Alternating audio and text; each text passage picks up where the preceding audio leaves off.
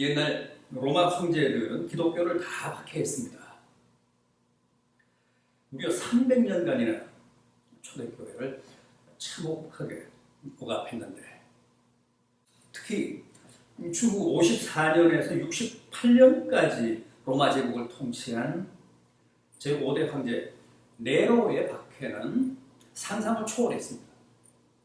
베드로도 바울도 다 그때 순교했습니다. 그러다가 제52대 황제인 콘스탄티누스에게 와서 비로소 그 오랜 박해 시대의 종집을 찍습니다. 그렇다면 콘스탄티누스는 어떻게 해서 기독교를 용인하고 받아들였을까요?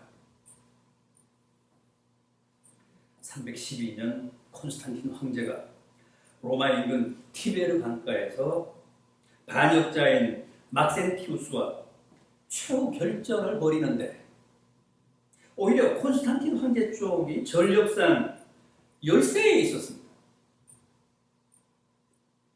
그때 상황을 당시에 유명한 역사가였던 유세비우스가 콘스탄틴 황제로부터 직접 들은 얘기를 기록으로 남겨놨는데 이렇습니다. 황제는 석양이 질 무렵 하늘에서 빛나는 십자가 형상을 보았다. 그리고 그 십자가에는 이것으로 싸우라는 글귀가 적혀 있었다.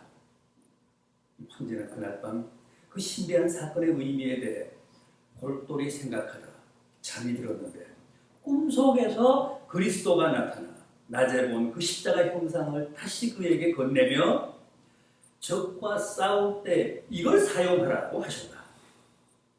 이튿날 황제는 그 십자가 형상을 모든 기술들의 깃발에 새겨넣게 하고 전투에 나섰는데, 결국은 전세가 완전히 역전되어 황제의 군대가 대승을 거둔 것이다.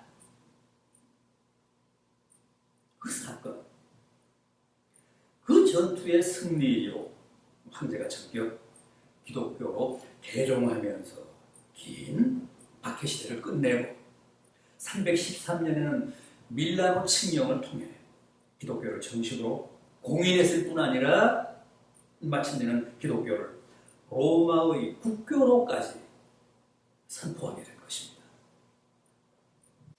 오늘 본문에도 유명한 깃발 얘기가 나옵니다. 마지막 부분 15절을 보십시오.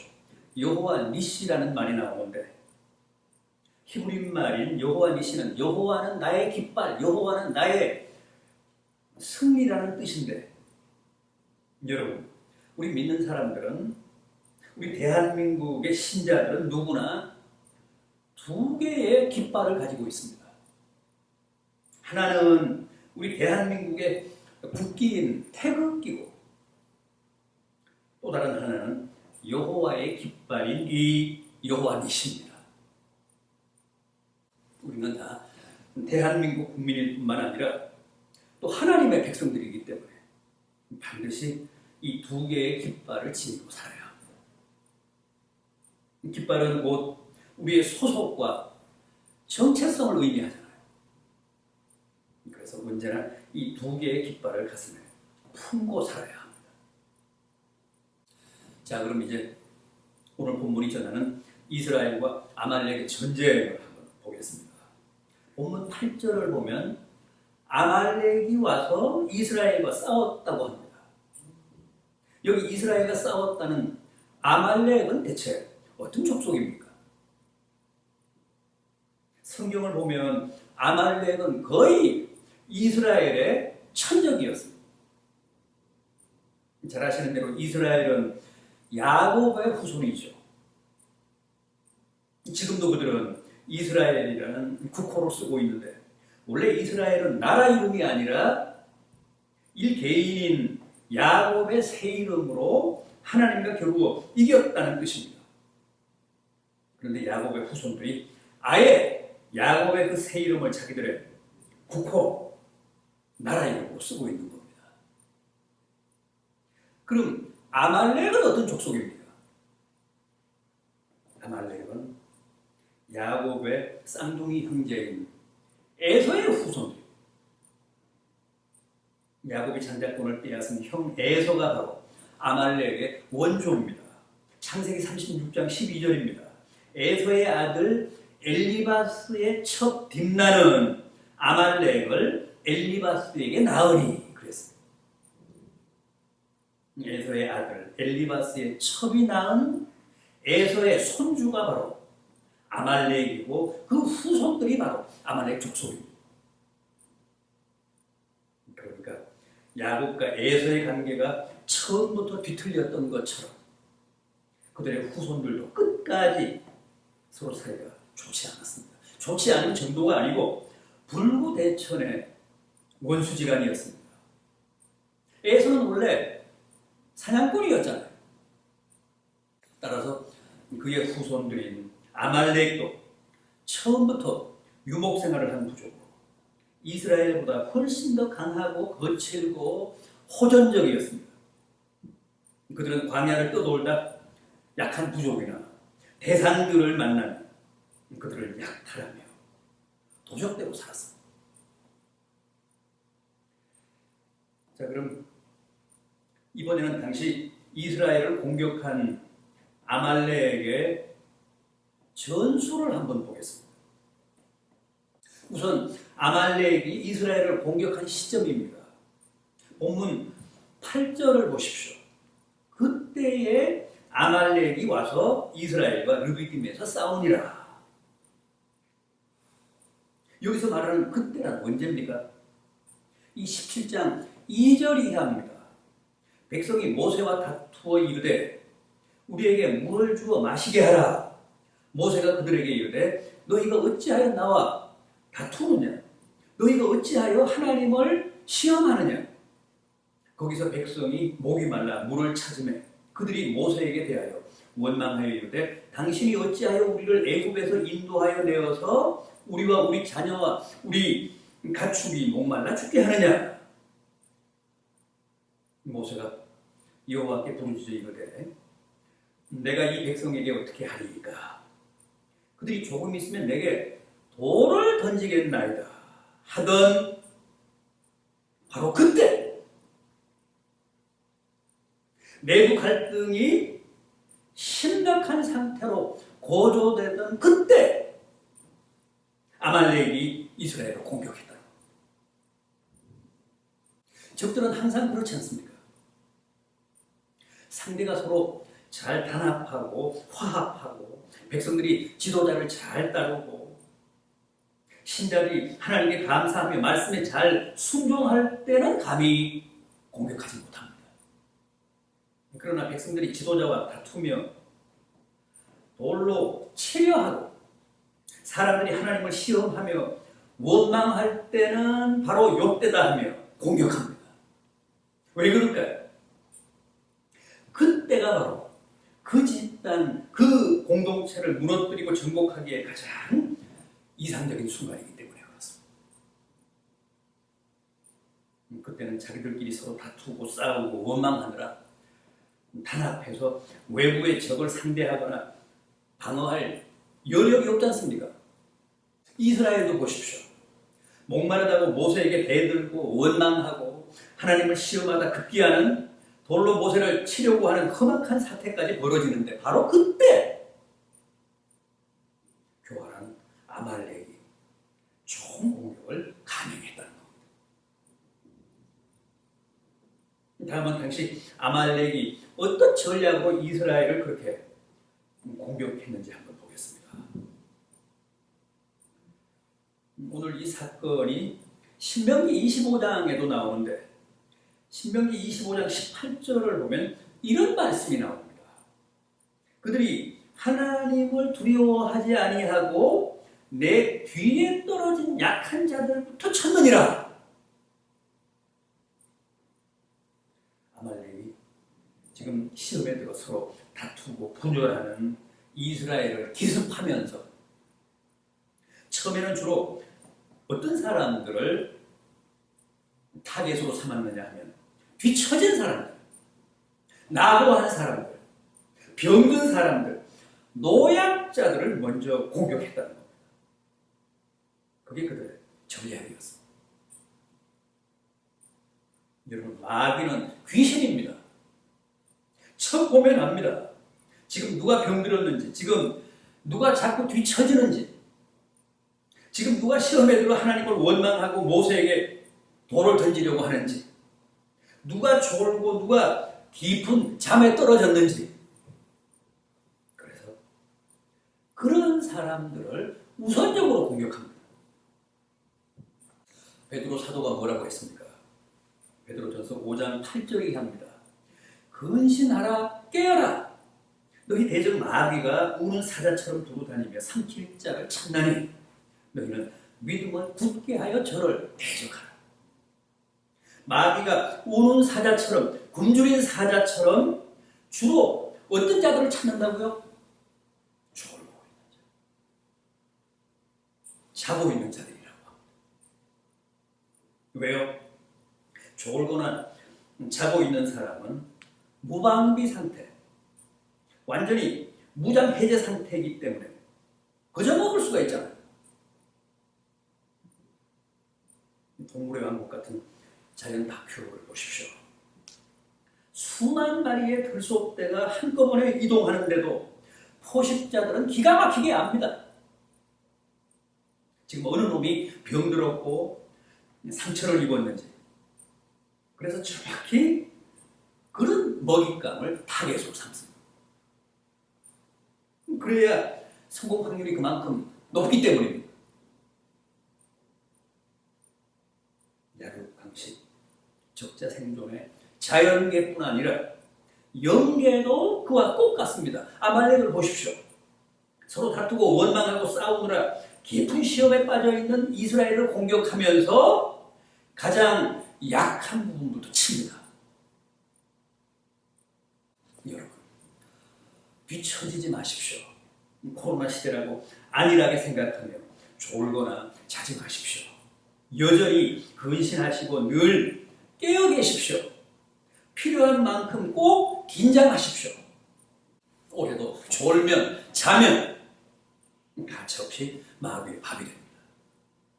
시험에 들어 낙오하면 여지없이 포악한 아말렉의 타겟이 됩니다. 자, 그럼 이번에는 그런 아말렉을 이스라엘은 또 어떻게 상대하고 어떻게 맞서 싸웠는지를 한번 보겠습니다. 사실 당시 이스라엘은 군대랄 것도 없었습니다. 생각해 보십시오. 애굽에서 400년간 종살이하다가 서둘러 탈출한 오합지졸인데 무슨 아말렉의 전사들과 맞붙을 태세가 되어 있었겠습니까? 그럼에도 당장 눈앞에 닥친 아말렉을 상대하지 않으면 안 되는 절박한 상황이었기 때문에 모세가 장정들을 모아서 군대를 급조하고 젊은 여호수아로 하여금 그 진두에 서게 합니다.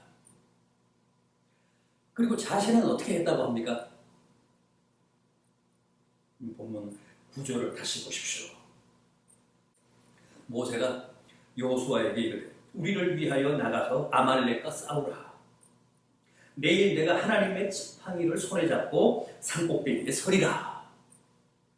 그리고 이어지는 10절을 보면 여호수아는 나가서 아말렉과 싸우고 모세는 아론과 훌을 데리고 산꼭대기에 올라가서 하나님께 기도했다고 합니다.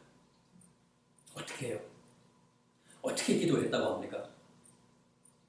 여러분, 이 대목이 바로 오늘 우리들에게도 대단히 중요한 부분입니다. 예나 지금이나 기도에는 여기 이 모세의 기도에 나오는 두 가지 전제 조건이 필수입니다. 그게 뭐죠? 먼저 하나님의 지팡이를 붙잡는 것. 내가 하나님의 지팡이를 손에 잡고 그랬습니다. 이것은 내가 하나님의 능력, 하나님의 권능의 지팡이에 전적으로 필사적으로 매달리겠다는 뜻입니다. 모세는 지금까지 그 하나님의 지팡이로 온갖 기적을 다 행했습니다. 바로왕 앞에서는 10가지 재앙을 연출했고 홍해를 가르기도 했고 또 반석을 쳐서 생수가 터지기도 했습니다. 그렇습니다. 세상에서 하나님의 능력, 하나님의 권능의 지팡이로 이루지 못할 일은 아무것도 없습니다. 하나님의 지팡이로 물리치지 못할 적은 아무도 없습니다. 따라서 기도에 임하는 사람은 무조건 하나님의 지팡이를 필사적으로 붙잡아야 합니다. 애꿎은 소나무를 붙잡고 흔들 게 아니라 하나님의 권능을 붙잡고 늘어져야 합니다. 그리고 또 어떻게 했다고 합니까? 두 손을 들었다고. 여러분, 우리는 적이 아니라 마귀가 아니라 모세처럼 하나님께 투항해야 합니다. 하나님께 항복해야 합니다. 서로 다투고 불순종하고 원망하고 시험에 들었던 죄를 다 회개하고 온전히 하나님 앞에 두 손을 들고 항복선언을 해야 합니다. 그래야 비로소 하나님이 우리를 대신해 적과 싸우십니다. 14절 하반절입니다. 내가 아말렉을 없이 하여 천하에서 기억도 못하게 하리라. 16절도 보십시오. 여호와께서 맹세하시기를 내가 아말렉으로 더불어 대대로 싸우리라. 그렇습니다. 우리가 여호와의 능력을 믿고 여호와께 전적으로 의지하면 또 여호와 앞에서 두 손을 들고 온전히 항복하고 투항하면 여호와가 우리의 당대뿐 아니라 대대로 우리 대신 아말렉과 싸워주신다고. 그러니까 내가 하나님께 항복하면 적이 내게 항복하지만 내가 하나님께 항복하지 않으면 결국은 나와 내 자녀, 내 후손들이 다 적에게 항복할 수밖에 없다는 말씀입니다. 그게 사실인지 아닌지 당시 전황을 한번 보십시오. 11절이 합니다. 모세가 손을 들면 이스라엘이 이기고 손을 내리면 아말렉이 이기더니 모세의 팔이 피곤함에 그들이 돌을 가져다가 모세의 아래에 놓아 그가 그 위에 앉게 하고 아론과 훌이 한 사람은 이쪽에서 한 사람은 저쪽에서 모세의 손을 붙들어 올렸더니 그 손이 해가 지도록 내려오지 아니한지라 여호수아가 칼날로 아말렉과 그 백성을 쳐서 무찌르느니라. 보십시오. 일선에 나가 싸운 사람은 어디까지나 여호수아였습니다. 그 싸움의 승패는 여호수아 군대의 전력이나 전술에 있지 않고 오직 높은 산에 올라가 기도하는 모세에게 달려있지 않았습니까? 모세가 손을 들고 기도하면 이스라엘이 이기고 모세가 피곤해 손을 내리고 기도를 쉬면 이스라엘이 졌다고 합니다. 여러분, 이 원리, 이 영적인 법칙을 꼭 기억하십시오. 아무리 젊은 사람들을 뽑아 전쟁에 내보냈다고 해도 군대만 믿으면 안 됩니다. 전쟁에서 이기고 지는 것은 군대에 달린 게 아닙니다. 배후에서 기도하는 모세에게 달렸습니다. 얼마나 하나님의 능력에 의지하여 항복하는 자세로 기도하느냐에 달렸다는 겁니다. 자식들이 진학을 준비하고 취업이나 결혼이나 사업을 할 때도 그 성공과 실패는 오직 배후에서 기도하는 부모들에게 달렸다는 사실을 꼭 잊지 마시기 바랍니다. 부모가 얼마나 필사적으로 하나님의 지팡이를 붙잡고 늘어지며 두 손을 높이 들고 하나님께 항복하느냐에 달렸다는 겁니다. 승패가. 지금 우리가 사투를 벌이고 있는 코로나와의 전쟁도 마찬가지입니다. 온 나라가, 온 국민이 처절하게 싸우며 고군분투하고 있지만 절대 그것만으로는 안 됩니다. 사실상 이 싸움의 승패도 우리 믿는 자들이 얼마나 두 손 들고 기도하느냐에 달렸습니다. 적어도 우리 믿는 사람들은 그 사실을 외면하지 말아야 합니다.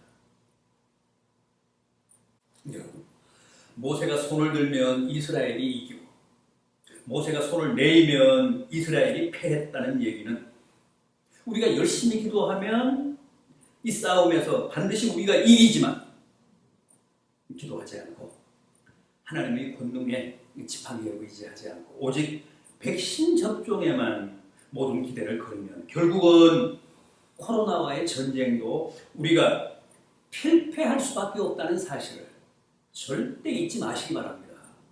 부디 오늘의 이 말씀이 아말렉과의 전쟁, 세상과의 전쟁, 코로나와의 전쟁에서 우리에게 큰 승리를 안겨주는 하나님의 복된 메시지가 되기를 진심으로 기원합니다.